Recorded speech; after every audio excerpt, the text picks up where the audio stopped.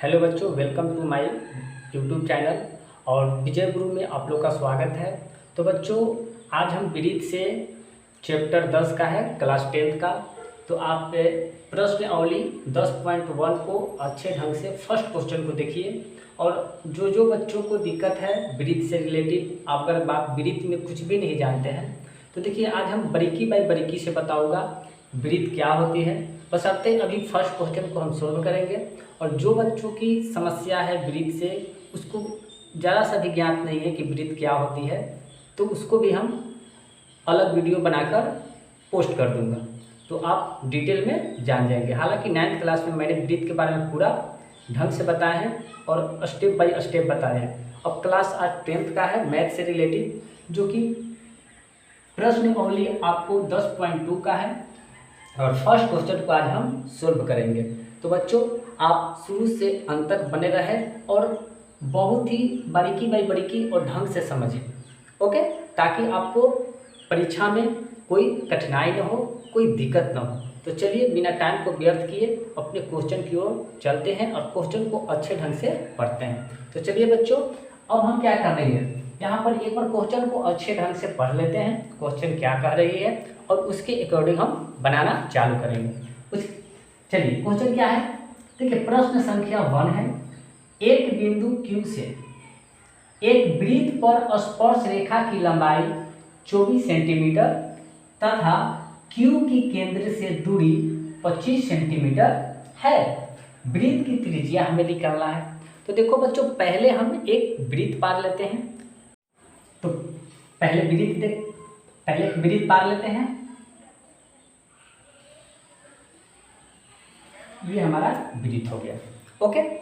अब ये हमारा वृत्त हुआ और बीच में ये पॉइंट जो रहती है, इसको केंद्र बोलते हैं। इसको क्या बोलते हैं? केंद्र बोलते हैं। और इसे हम O से सूचित करते हैं। O से सूचित करते हैं।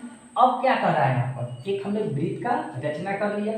अब कह रहा है कि Q से वृत्त पर स्पर्श रेखा की लंबाई हमें दे रखा है। अब यहाँ से देखो बच्चों, अगर यहाँ से हम एक त्रिज्या खींचे यहाँ से, और ये O से इस बिंदु पर आया, तो इसको हम नाम रखते हैं P नाम रखते हैं। और एक यहाँ पर Q हमें दे रखा है, बाहर हमें बिंदु Q दे रखा है, ओके। तो कह रहा है कि वृत्त से स्पर्श करने के लिए कह रहा है, यानी हम यहाँ से एक स्पर्श रेखा खींचेंगे। इसकी लंबाई हमें 24 सेंटीमीटर दे रखा है। इसकी लंबाई हमें कितना दे रखा है? 24 सेंटीमीटर हमें दे रखा है। यानी वृत्त से एक Q पर स्पर्श कर रही है, तो यहाँ तो स्पर्श कर रही है, ओके। उसकी लंबाई हमें दे रखा है कितना? 24 सेंटीमीटर।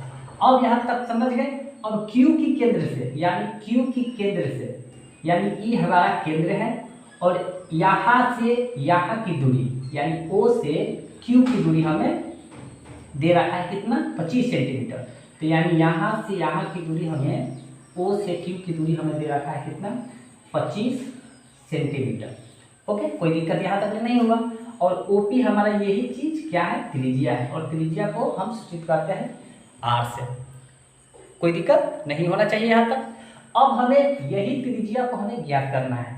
तो देखिए, हमें क्या क्या चीज दे रखा है। हमें OP हमारा क्या है? OP हमारा त्रिज्या हो गया, ओके, यही चीज है। OP हमारा क्या है? त्रिज्या है। आज P और Q, यानी E हमारा लंब है, यानी लंबाई दे रखा है कितना? यानी PQ हमें दे रखा है 24 सेंटीमीटर। ये सभी को लिखना है बच्चों, ओके। फिर हमें OQ क्या दे रखा है? OQ हमें दे रखा है 25 सेंटीमीटर, ओके। तो अब चलेंगे हम परिमेय 10.1 के अनुसार। तो 10.1 के अनुसार जो चलेंगे, अब यहाँ पर हम चलेंगे परिमेय 10.1 के अनुसार। तो 10.1 के अनुसार चलेंगे। तो देखो, एक बात और बच्चों, ये जब OP जो है वृत्त पर ये स्पर्श रेखा खींची गई है, तो इसकी जो कोण जो बनती है, ये कोण जो बनती है 90 डिग्री की बनती है। कितना डिग्री की बनती है? 90 डिग्री, यानी 90 डिग्री की बनती है। तो परिमेय 10.1 के अनुसार क्या कहता है कि ये हमारा जो है, ये सबसे 25 सेंटीमीटर है। ये OQ 25 सेंटीमीटर, ओ आर हमारा त्रिज्या है और पी क्यू हमारा लंबाई जो है ये हमें 24 है। तो क्या करेंगे बच्चों, पहले हम ओ पी का स्क्वायर बराबर क्या होता है, ओ क्यू का स्क्वायर माइनस पी क्यू का स्क्वायर, ये आपको फार्मूला याद रखना है। ओके बच्चों, अगर यहाँ आपको नहीं दिख रहा है तो आपको क्या करना है कि ऊपर थोड़ा लिख देते हैं, यहाँ तक ले तो आपको क्लियर नज़र आ रहा है, इसमें कोई दिक्कत नहीं। तो देखिए बच्चों, यहाँ हम लेके चलते हैं, हमें परिमेय 10.1 के अनुसार चलेंगे, हमें त्रिज्या ज्ञात करना है।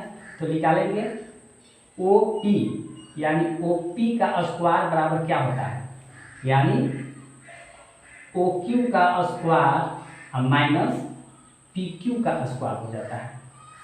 ओके, ये हमारा पी क्यू का स्क्वायर हो गया। इसे हम आधार कर सकते हैं, यानी आधार, इसके हम कर्ण कर सकते हैं, इसे हम कर्ण बोलते हैं, और इसको हम लंब, ये तो लंब दे रखा है, इसको हम लंब बोलते हैं। तो आधार बराबर क्या होता है, कर्ण का स्क्वायर माइनस क्या होता है, लंब का स्क्वायर होता है। ओके, कोई दिक्कत नहीं होगा। तो हमें ओपी तो नहीं दे रखा है, तो ओपी को हम ओपी में ही छोड़ देते हैं। तो ओपी का स्क्वायर बराबर ओ क्यू, तो ओ क्यू हमें 25 दे रखा है, तो 25 का स्क्वायर माइनस लंब कितना दे रखा है, 24 का स्क्वायर। क्लियर। तो ओपी जो होगा, ओपी का स्क्वायर बराबर 25 का स्क्वायर क्या होता है, 625 होता है, माइनस से माइनस 24 का क्या होता है स्क्वायर, 576 होता है। ओके, मतलब नियम बाय नियम चल रहा है, डिटेल में चल रहा है, कहीं भी शॉर्टकट से नहीं भाग रहे हैं। अब देखते हैं ओपी का स्क्वायर बराबर, अब देखिए 625 में से 576 को घटाते हैं, तो देखिए 15 में से 6 गया तो 9, अभी 11 में से जाएगा 7, तो कितना बचेगा 4, और 6 ये बच गया 5 में से 5 गया तो हमें कटपुट यानी कुछ भी नहीं है। तो देखिए यही अब ओपी जो है, तो ओपी स्क्वायर जब हटेगा तो इस 49 जो है ये अनुरूट में आ जाता है। जब यहाँ हम स्क्वायर हटा है तो ये क्या आ जाएगा, अनुरूट में, यानी 49 हो जाएगा।